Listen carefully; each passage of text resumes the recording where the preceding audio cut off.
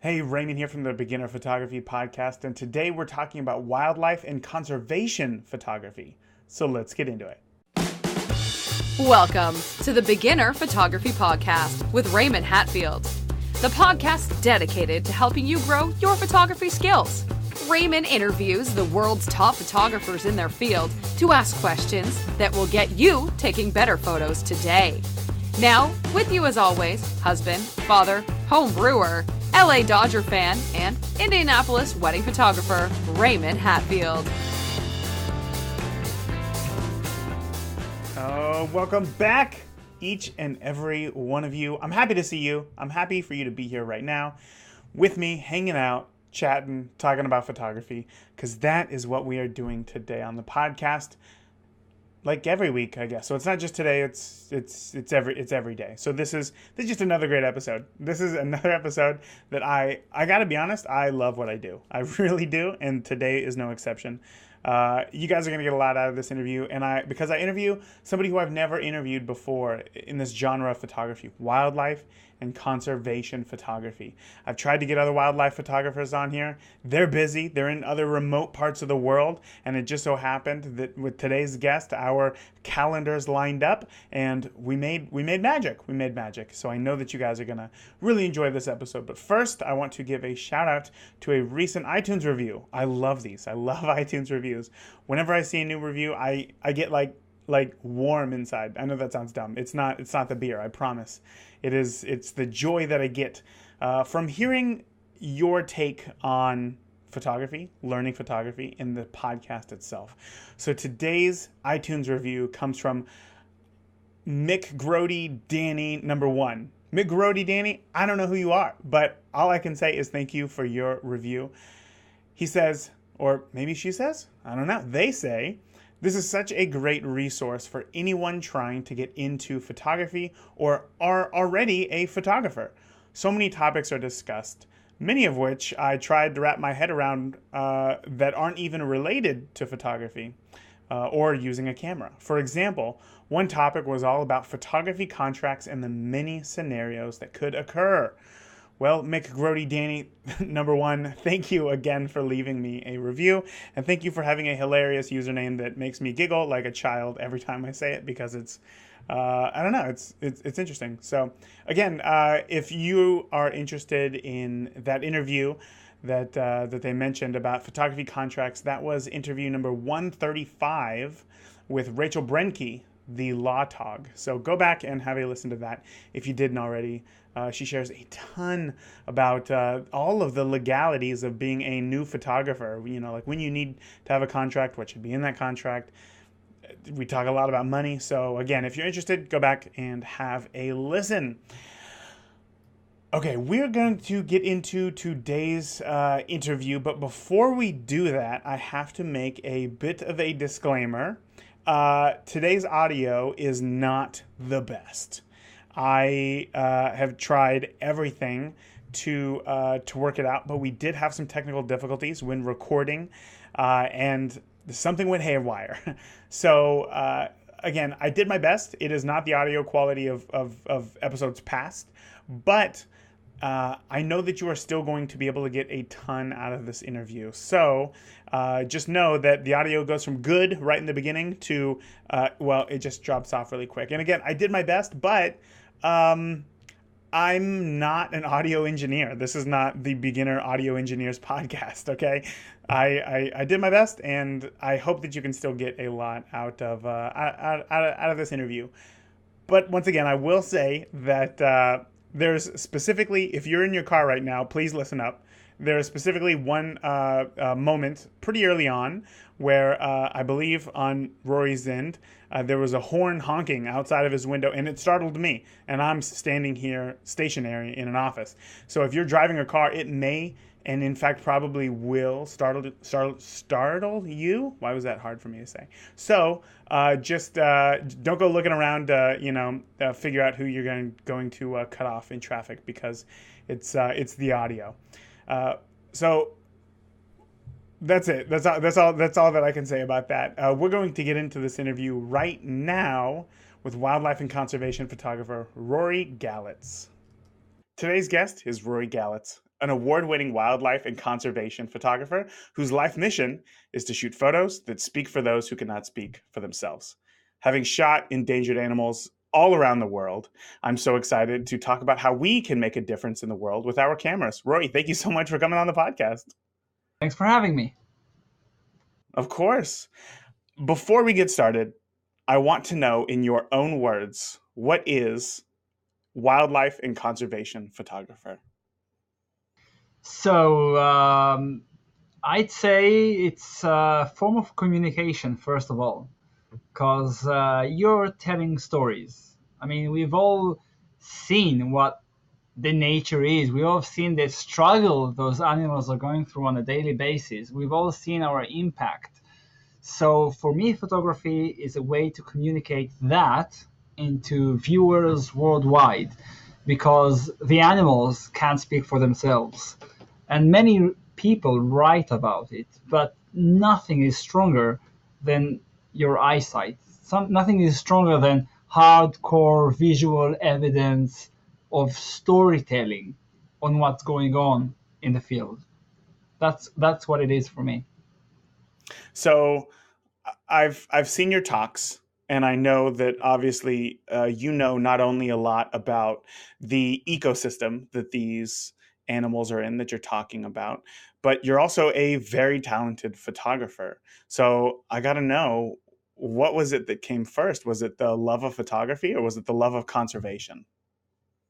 Well, of course, the answer is one. It's the love of photography, because I fell in love with photography, and photography has broadened my horizons in such a profound way that I finally found a way to share my world perspective, the way I see and feel the world. And it gave me tools to experience the world in a more enhanced way. So photography and the passion for photography came first. And at the beginning, I was photographing everything and anything. I was addicted. I was obsessed. I'm not shy to say the word obsessed. And the love for nature came during that period, and it became my primary focus in photography around 2006. Until then, I was doing everything since 2003 to 2006. I even shot some commercials. I've done some commercial work, some portraits, but the two loves for wildlife, nature, and photography got together and just happened very naturally, so to speak. So when you first picked up that camera, I want to know, what was the hardest part about photography from a technical standpoint for you to learn? To be honest, the technical side was the easiest one for me. It all felt so logical, so simple, like the way it should have been. And actually the creative side was my bigger difficulty. Mm-hmm. That's where I struggled. That's where I was fighting to find my own voice, my own input. It wasn't the technical side. The technicality was always easy for me, but the creative side is a lot more. So when it came to the creative side, was it your early photos that you looked at and you just realized that they weren't where you saw others, where their photos were? Or what was it that led you to start focusing on the creative side? Well, I used creativity through technique. I thought that, for me, first of all, photography was a way to experience the world in an enriched way. But in order to get to that point, I used technique as my tool for creativity. Because for me, if you show somebody the world as it isn't that interesting, because they already see it that way, because that's the way it is. So I wanted to show the world in a different view. So I started doing and experimenting with macro photography, insects, bugs, and so on. I started doing some landscape. I got into infrared photography. and HDR, which is like, I think every photographer falls into that ditch. Right there in the beginning, yeah, for sure. Yeah, and then you get out and you see that it's all really the worst kind of thing. but we all did it. It's okay. Everybody started photographing flowers and cats. Yeah. Some still do, but you continue onwards. So I used the technique to find my different view, to show the world in a different way, as other photographers are looking at the world in a different way and showing it creatively without technique. So I started aspiring in that direction. I started looking into other photographers' works and post-processing. So I think that's it's still my challenge, because every time I try to show things differently. I've been doing that ever since. It's a going struggle, and I don't think there is any photographer who doesn't struggle with it, because it's the holy grail. Because you want to show something new. Because if you're showing more of the same, you're irrelevant. You're not interesting. You've got to experience. You've got to experiment. You've got to show the world in a different view. Wow. And I think it will never finish, that struggle. I love that kind of sentiment that you had there. So my question is, once somebody they get going, right? They practice all sorts of photography. They figure out something that they're kind of drawn to, and then they start to go towards that path, and then still experiment. Can you give me an example of maybe today where you're still experimenting in your photography, 13 years in? Sure. Actually, it's 16 when I started, but Right. just wildlife photography is 13. Yes. But I'd like to elaborate on the previous note before I go into my current experimentation. Yes. I think that each and every one of us, and I'm for sure one of them, we all have our strengths and our weaknesses. Okay, and in life in general, and photography specifically, you need to map who you are and where is your strength and where is your weaknesses. And you gotta go with your strengths, because if you start going with your weaknesses, you'll only be mediocre at best after a long struggle and lots of failures. And that's not a good way to go in life in general and photography specifically. Mm-hmm. So I've been mapping my own. I've been doing some inner thinking, and I think that every photographer should do that. What am I good at? What am I bad at? Where are my weaknesses? Where are my strengths? Where are my opportunities? Where are my threats? And I came to understanding that I'm not really creative. I'm not really, you can say not very, my wife says, not very low emotional, how do you call it? Quantity, intelligence, emotional intelligence. You know that phrase? Of course. Yeah, that term. So I thought I was good at portrait photography, but I really wasn't, mm-hmm. because that's my weakness. Other photographers are doing an amazing job. They get into the room, they see that their subject, they become best friends within 5 minutes. And in the next 10 minutes, they photograph your soul. Okay, I can't do that. I can't. I don't have that ability as a human being. So although I thought I wanted to be a portrait photographer, I don't have that ability. I don't have that skill set.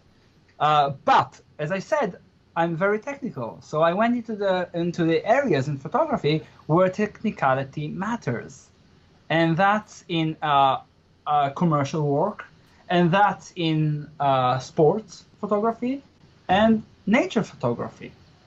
Because the others, you need skills that I don't have, such as creativity or emotional intelligence or other sets of skills. So after that mapping, I remained with those three, and I also did a lot of sports photography, but I love nature better. because in sports also another aspect is that in sports you have so many people in that field of sport. Okay, like surfing photography. There's a lot of surfers who are doing photography, and they do a wonderful job, and they know all the surfers, and they know what surfers like, and they know how to photograph surfing even better than me. Okay, the same with every field in sports. You name it: soccer, football, athletics, bikes, whatever. Mm-hmm. Every field you have that guy who's one of the guys, and he's doing amazing photography, and also he's doing it for free. So I think that I couldn't compete in that field. And that's one more reason I went into wildlife photography, into nature photography. So it all combines, and that's the reason why I went to nature photography. You know, I think that story. I'm sorry, real quick. I think that story is really going to resonate with a lot of listeners of the podcast. And I shared this last week. I sent out a survey to my listeners. Excuse me. Asking a series of questions, and one of the questions was, do you think that you are creative? And 70% said that they felt like they were creative, but 30% said that they felt like they were not creative. And I don't know, maybe it's just me, because this is who I am, but I was trying to wrap my head around that, trying to figure out like that bundle. But hearing your perspective kind of fills in those gaps for me. And I hope that the listeners who said that, no, I don't feel like I'm creative, also get a lot out of that statement as well. So thank you for sharing that. That's great, because I think that when asking people, there was a survey asking students to rate if they are above the average in their class or below the average of their class, and 90% said they are above the average. And of course that can't be. 90% can't be above the average. Okay, so so the same with here. I think the definition of creativity varies, because although I'm doing creative work, I don't consider myself creative in the creative aspect I want to be. So creativity is many times it's subjective. Of course. Okay, so you can't say he is creative, he is not creative. He has it, he doesn't have it. It's a range. You can't say from here creativity starts and here it ends. But you can create your creativity by inspiration from other photographers, from other fields in arts, from other fields in nature, from trying to change your perspective, working with different techniques. You'll be more creative or differently creative with a drone than with a camera on your iPhone. Okay, so there are a lot of techniques, and I'm a technical kind of guy. Yeah. There's a lot of techniques to creativity, and that's what I'm using. I don't have that gut creativity, so to speak, saying that I wake up in the morning, I have an image, and then I go and create something out of nothing. You know what I mean? Yeah, Which for sure. sound bizarre, and they're amazing. I mean, I wish I could do that. I wish I could draw. I wish I could play, but I don't. And that's who I am. I have my advantages. I have my disadvantages. I have my strengths and my weaknesses. And everybody should find their own strengths and weaknesses. Because once you know who you are, you have a much better way to deal with the world as it is. I love that. Okay, so building upon that, okay, let's focus a little bit less on the creative side, if that's a bit of a weakness, and we'll focus more on the technical side, which obviously wildlife photography has a lot of. Now, recently, I was watching your, I believe it was TEDx Helsinki talk, where you were talking about the rarity of capturing mating polar bears. Okay. Yeah. Wonderful talk. I thoroughly enjoyed it. Thank I you. want to know, you just said you don't just go into it and hope for the best, that there's a lot of planning involved. So how do you prepare to be in the right place at the right time for these two endangered animals to come together and do something that they do once every 3 years? Well, you play nice music, you put some wine. No, just kidding. Bears love wine.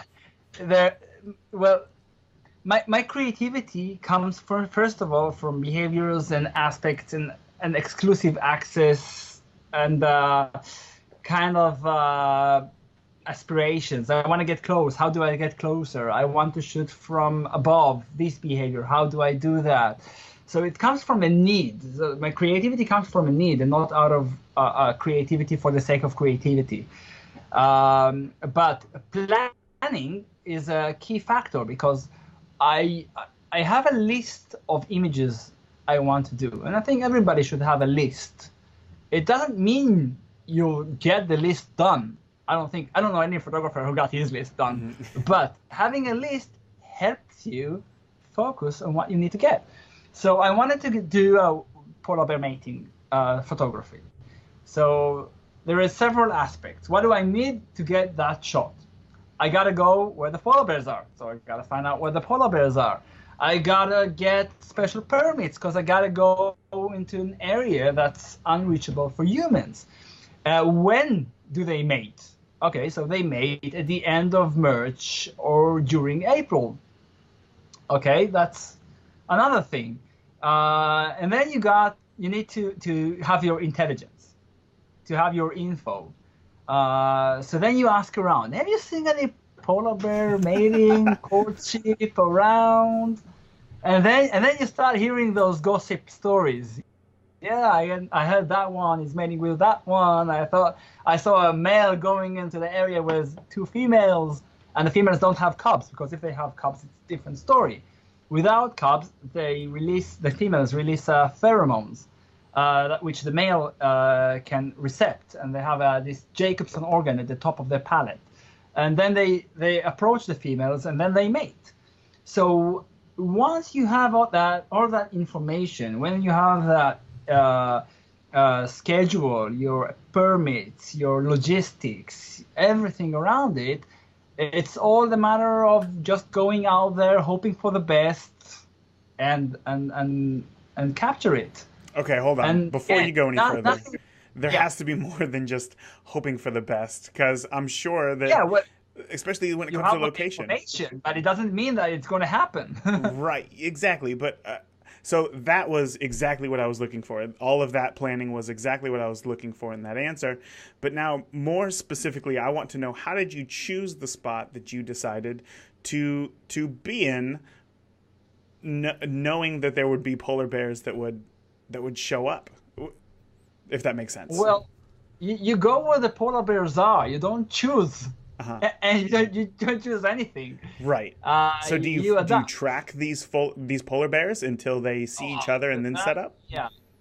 Well, first, I've had the information of, after I told you everything, I've had the information of mating polar bears. So I knew in what area, what fjord in Svalbard they're supposed to be.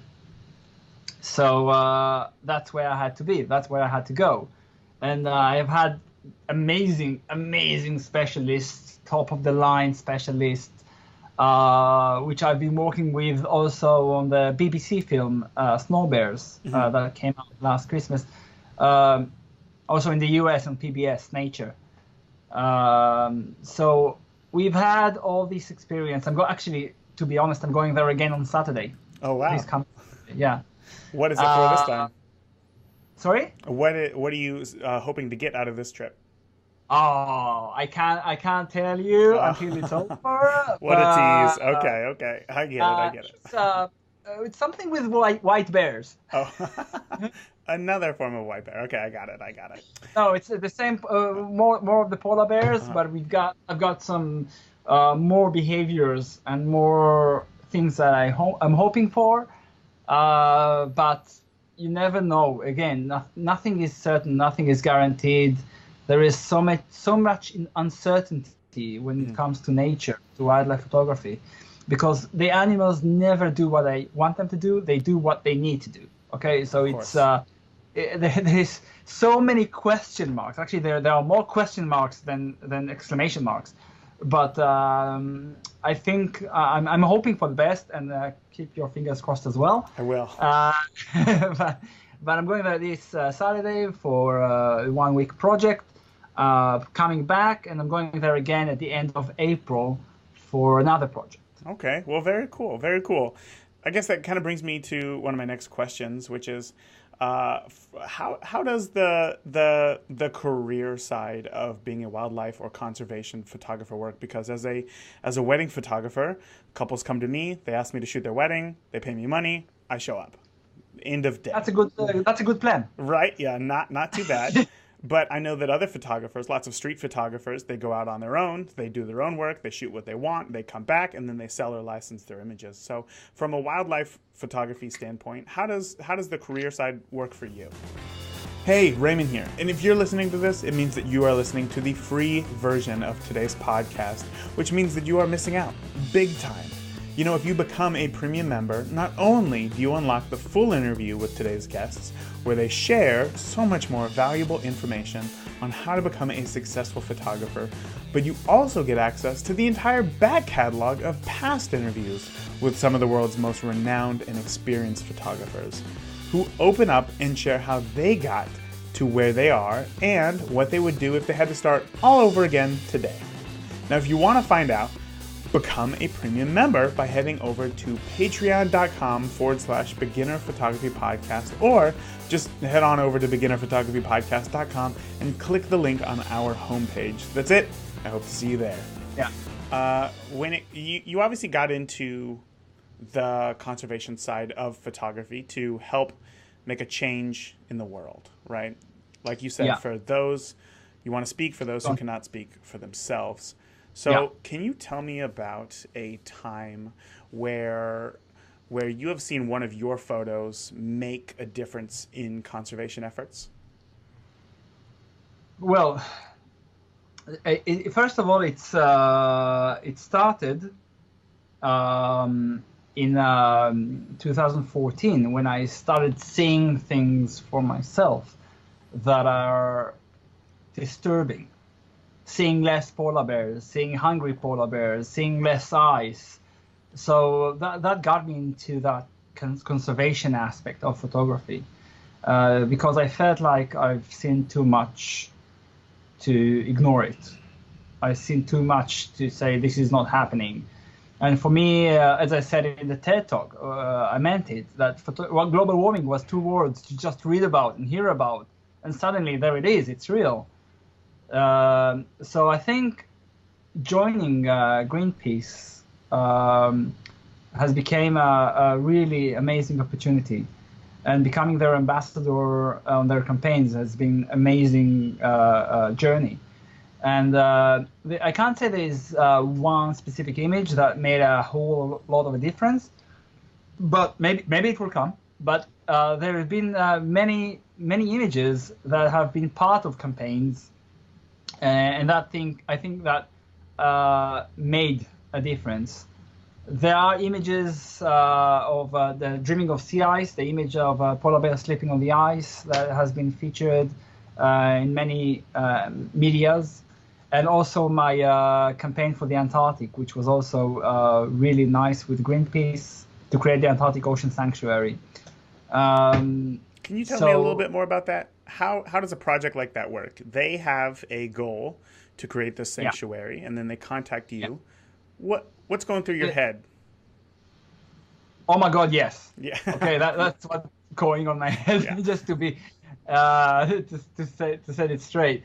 But Greenpeace has asked me if I would like to participate in that campaign, and I said absolutely yes. And I gave them my material from the Antarctic. We created with Greenpeace Israel wonderful videos explaining about the Antarctic Ocean Sanctuary and its purpose, what's the threat and what's the solution, along with other Greenpeace ambassadors who have been doing amazing work. Greenpeace has gathered millions of signatures on the campaign, on the petition, and got the countries who are involved in the Antarctic Pact to vote about the sanctuary. 22 out of 25 countries voted yes. 3 voted no. So the ocean sanctuary didn't materialize. Maybe it will in the future. But Greenpeace has made the organization for krill harvesting made a commitment to make a commitment not to harvest krill in the ocean of Antarctica. And so we did get something. There was a positive outcome to that campaign, as well as other campaigns in Svalbard, in the North Pole, to stop drilling for oil and gas, because that could be a huge disaster if there would be an oil spill like in the Gulf of Mexico, but in the North Pole.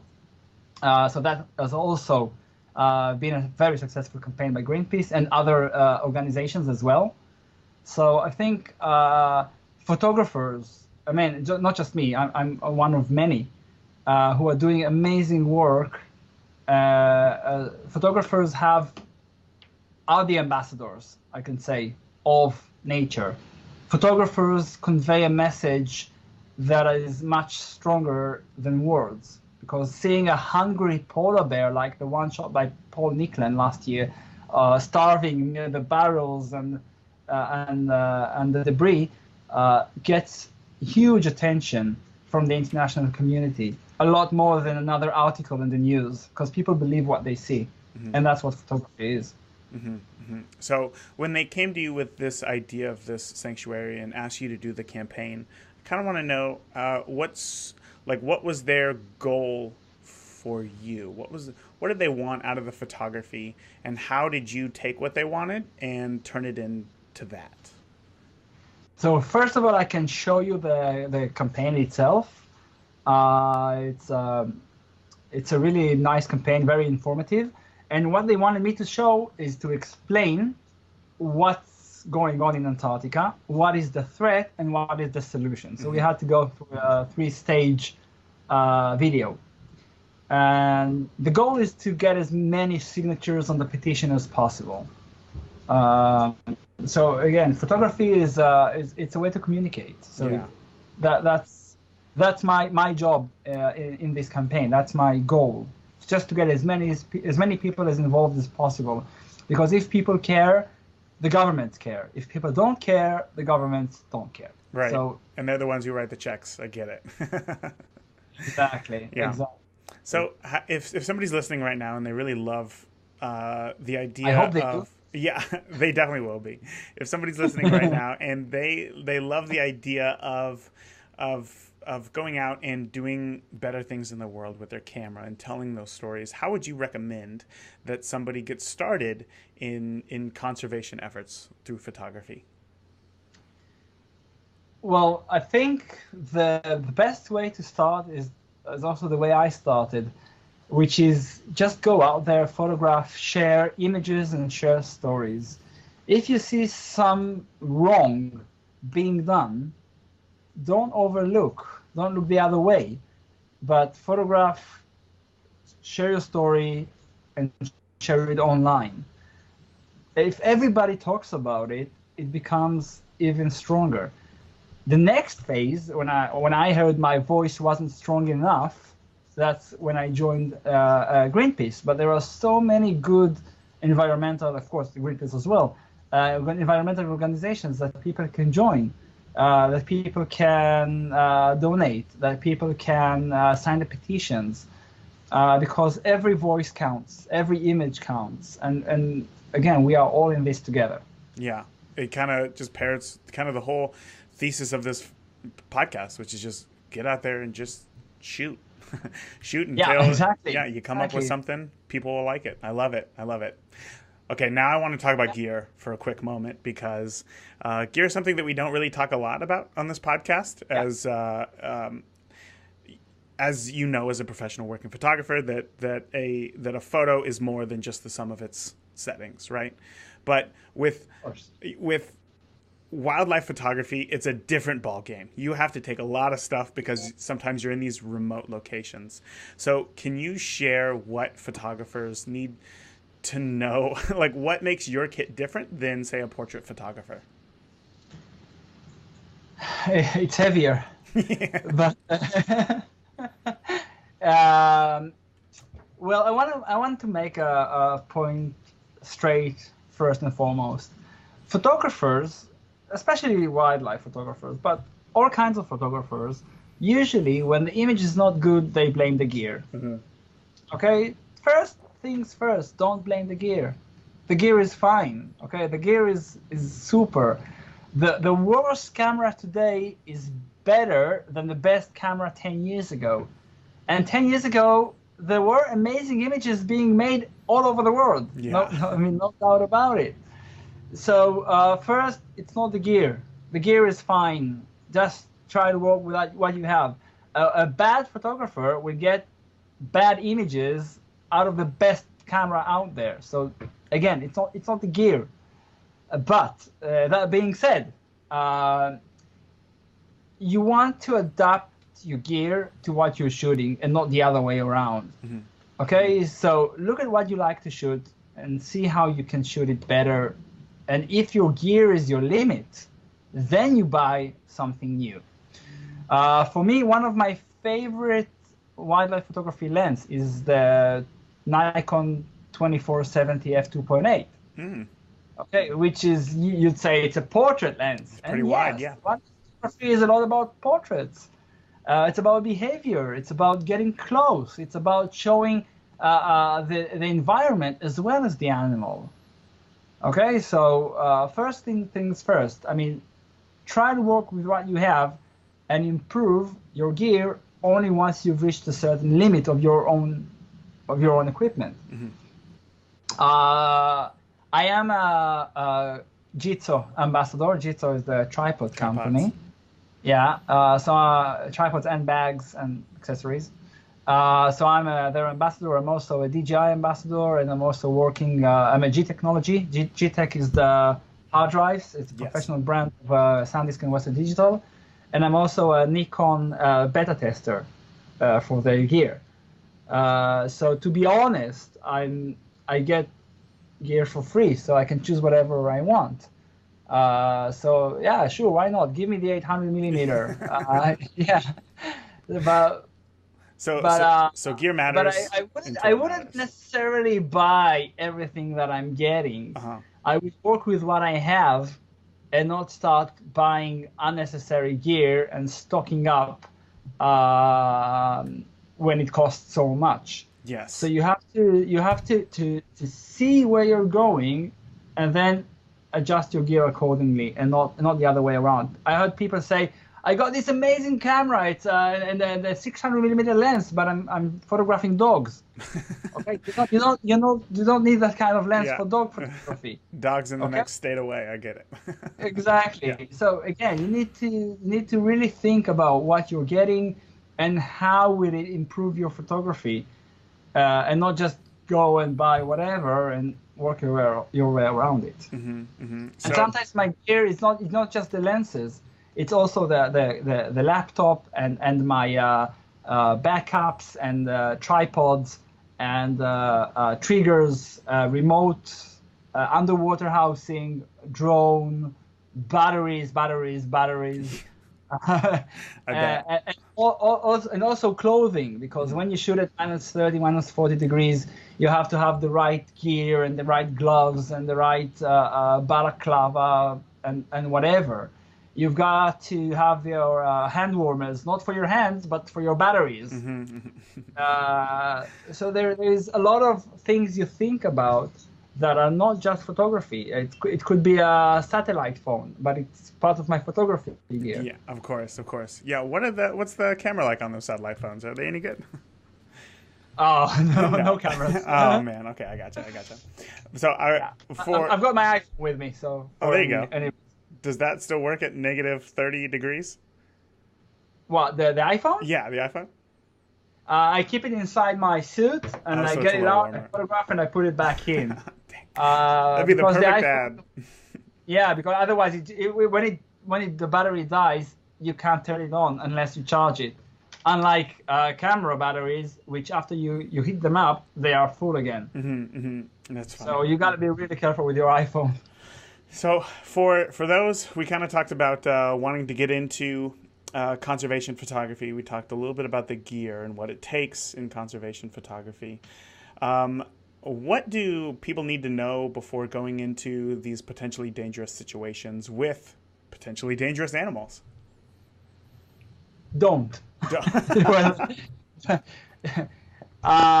no, being with dangerous animals and being in dangerous situations, you have to have training and knowledge. I mean, don't go into a situation that you don't know how you're going to get out of. Okay, in general in life. Yes. Okay, not just photography, but you have to learn, you have to ask, you have to test, you have to be careful. You need to see and talk to people who are doing this, because if they're doing it and they're still there, it means they're probably doing it well. So it took me myself a long time before I dared getting closer to certain animals. Most animals I still don't. Mm-hmm. But don't do something you're unsure of, and always ask if you have any question. And of course, respect nature, because sometimes things that you think are okay could create a lot of stress with the animal.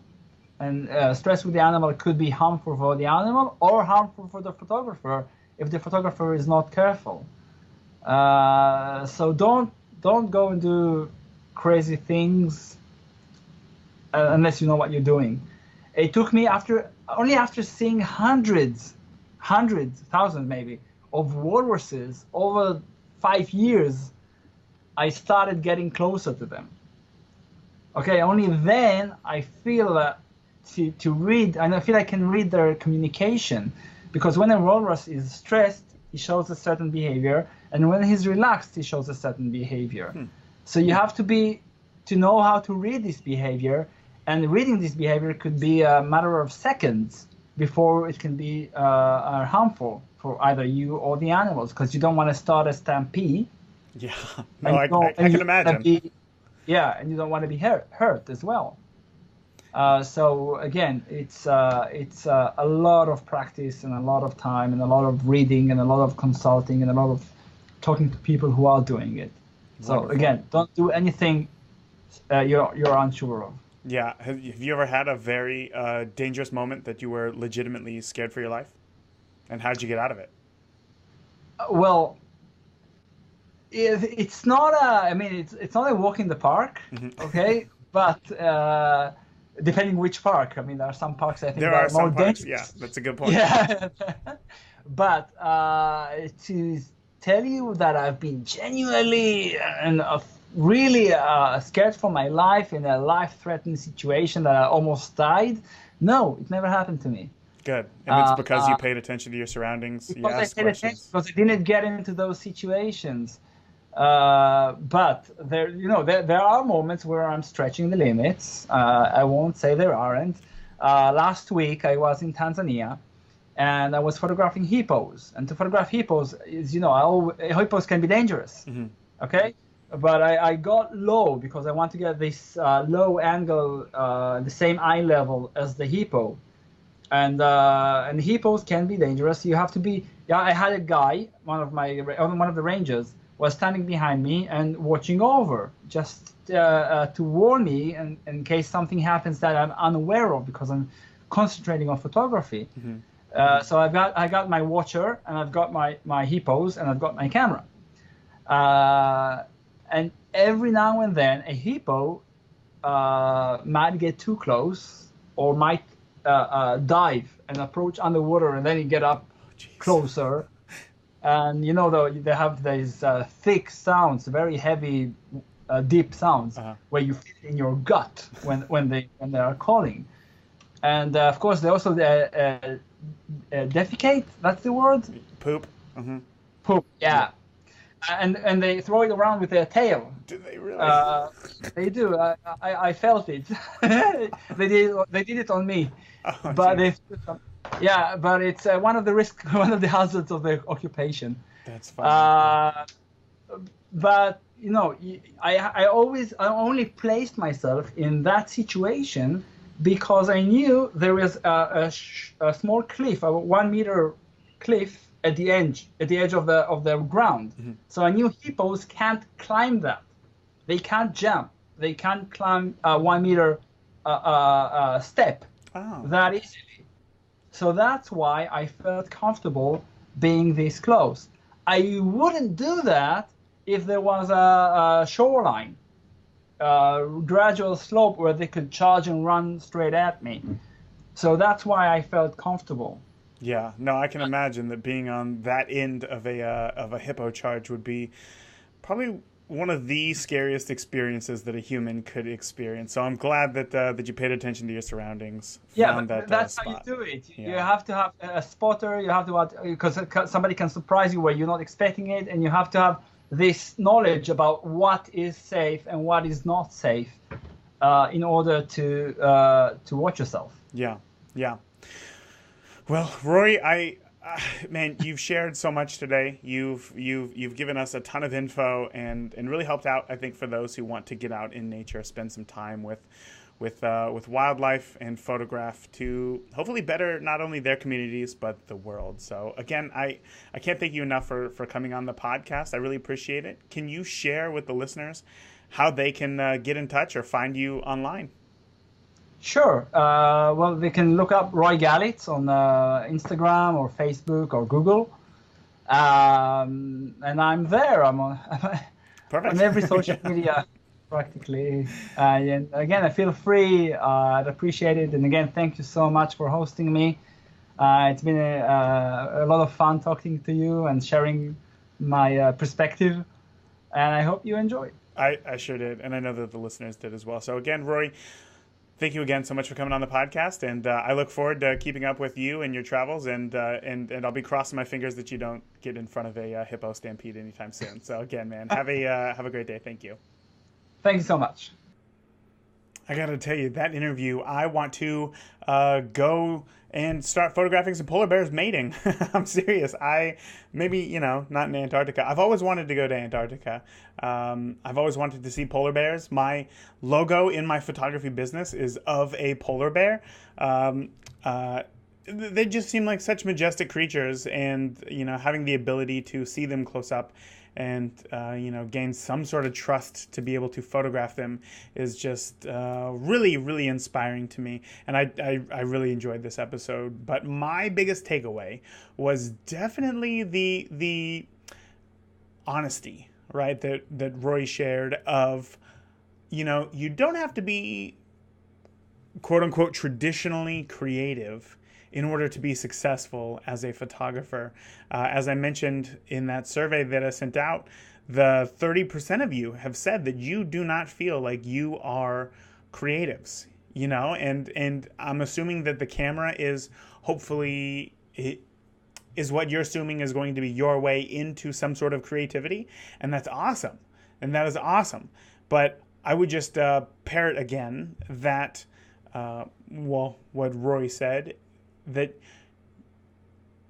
you don't have to be so far out there to be considered creative, right? You can use the technical skills to do something new and creative in your photography, because creativity is different for every single person, and it is defined in a different way depending on whatever it is that you are doing. So just keep it up, just keep it up. Put in the work, put in the time, keep practicing, and you will achieve happiness in your photography, and you're going to get to a point to where you are doing creative work to your standards, and that is awesome.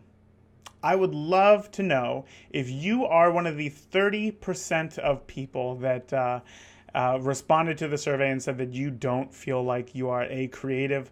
I really want to know your biggest takeaway from this interview, if it was that or if it was something else. So feel free, please share it in the Beginner Photography Podcast Facebook group.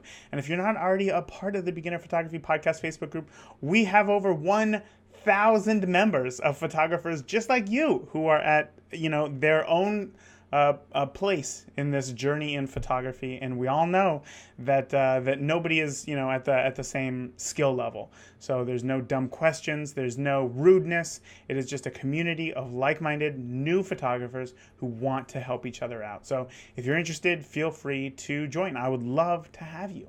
Just search Facebook for Beginner Photography Podcast group, and you will find it.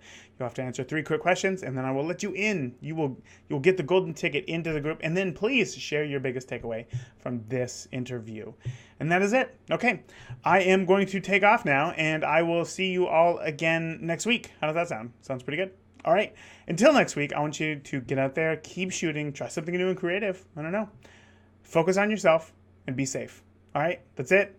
I love you all. If you enjoyed today's podcast, please leave us a review in iTunes or your favorite podcast player. And continue the conversation with Raymond and other listeners of the podcast by joining the Beginner Photography Podcast Facebook group today. Thank you. We'll see you again next week.